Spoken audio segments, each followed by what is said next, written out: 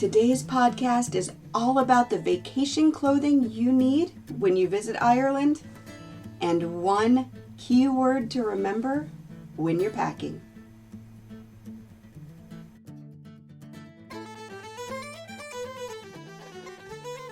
Hi, thank you so much for joining me again here on the Traveling in Ireland podcast.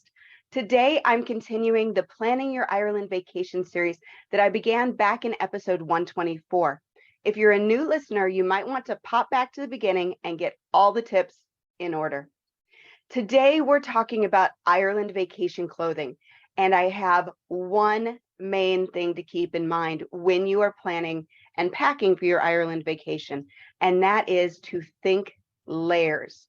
Because Ireland weather doesn't really change that much throughout the year.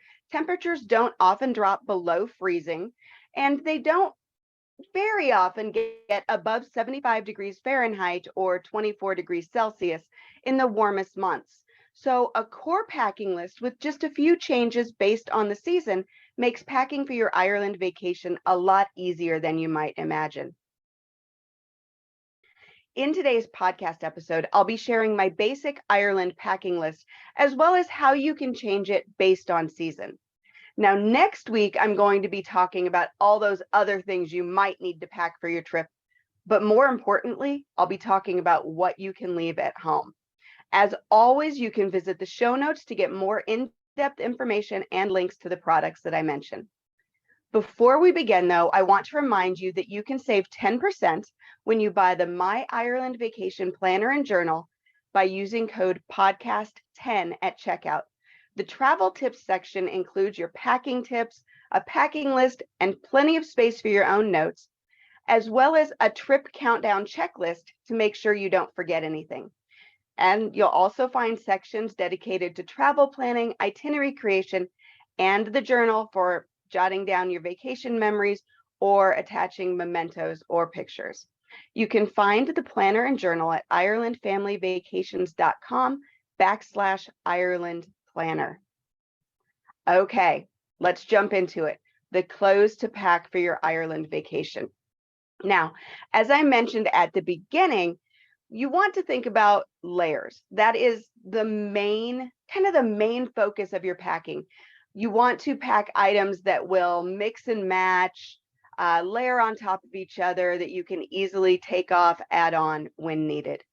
I recommend packing 4 to 5 outfits and use just a couple of accent pieces. So you want your clothing to match. You don't want to have 4 or 5 very distinctive outfits, but you want to make sure that your clothing all goes together. And then you have a couple of accent pieces, maybe accessories or a sweater or t-shirts that add that little bit of extra color.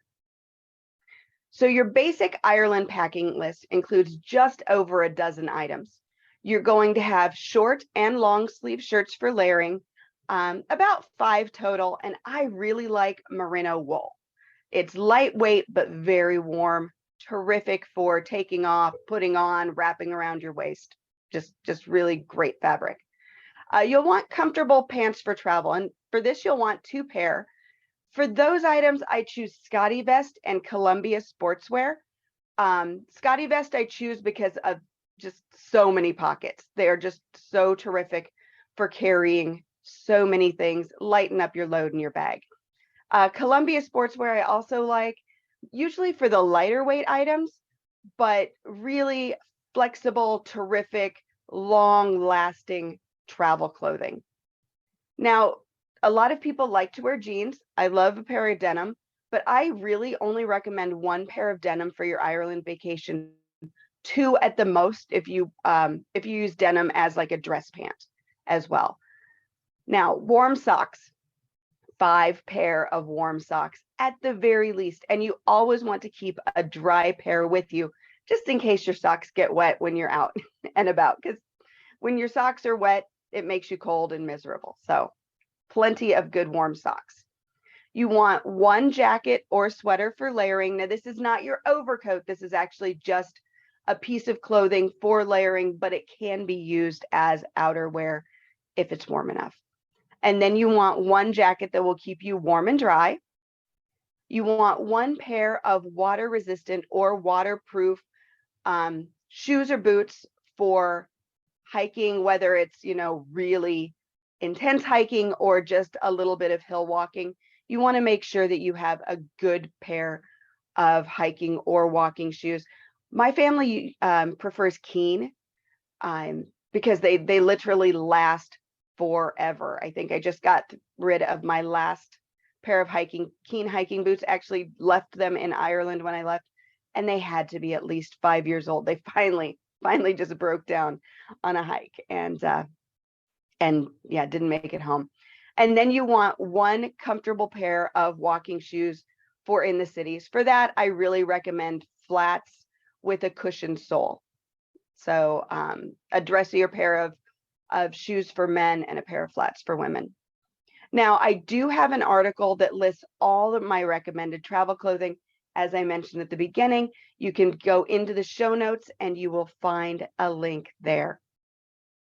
Now, there are a couple of things that you might want to add if you're planning a nice evening out, or if you like you're staying at a castle or a nice resort and you're required to dress for dinner. For ladies, you can go with just a simple dress or pants and top that won't wrinkle. The no wrinkle is really the important part there. You want to pair that with your sweater, your comfortable walking shoes, and simple jewelry. I don't think it's necessary to take a pair of heels to Ireland. Obviously, if you want to, go ahead and pack them. But in all honesty, the dressing up to go out, you're not going to do it very often. The clothing that you bring for your trip should be able to kind of fit both aspects of your trip. And for the guys, a nice pair of pants, a button-down shirt, and a jacket if it's required. Not every place requires a jacket for dining, but some places do. So make sure that especially if you're staying at a castle, that you check the requirements for the dining room. But that should see you set. Now, if you're traveling with kids in Ireland, there's just a couple of things that you want to keep in mind. For kids, I follow the exact same capsule wardrobe that I listed. Really just easy peasy, right? But if your kids are under 7, you might want to add a couple extra outfits and a few more pair of warm socks, just to make sure that you have enough clothing that if they get dirty, you can change them. I know that when my daughters were very young, we would visit some farms or be out at a ruin or something, and there was always mud. There was usually some sort of animal droppings, and just having those extra outfits came in super handy.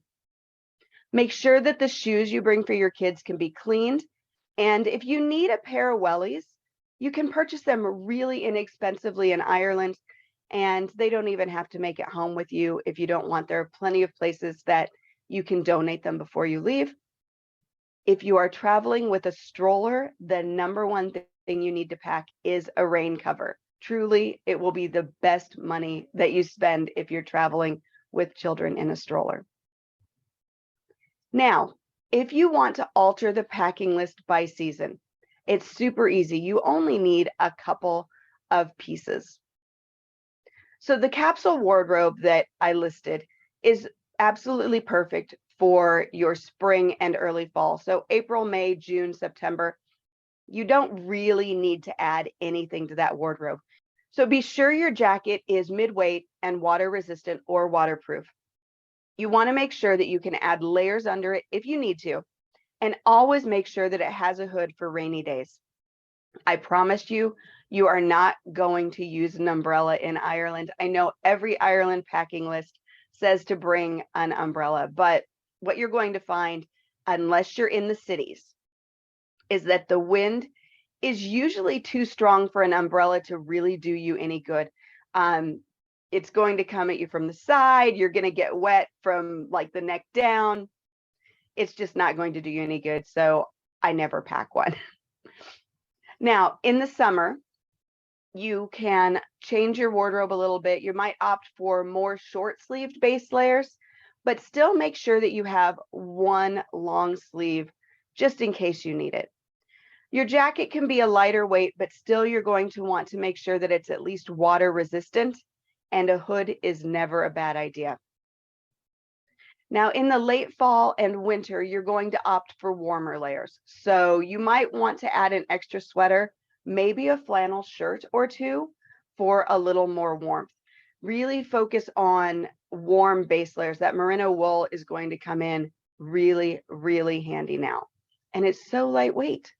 You might even want to, if you're going to be out in the countryside, get some base layer tights. Those merino wool long underwear are lightweight. They layer really, really well. And like I said, they're so, so warm. And when you're choosing a jacket, you want to make sure that it is both waterproof and warm. I recommend that your jacket be warm to at least 20 degrees Fahrenheit, if not a little warmer.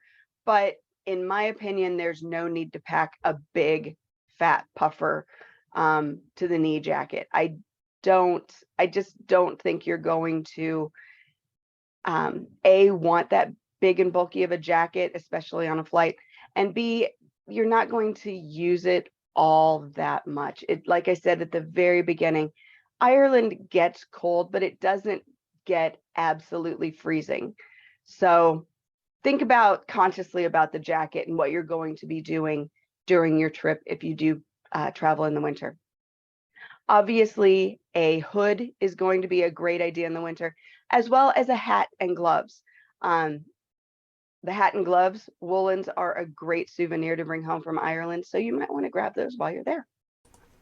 So there you go. That's your Ireland vacation packing list. I would love to know what you think about that. Is it fewer clothes than you thought you would have to take? Is it more clothes than you thought you would have to take?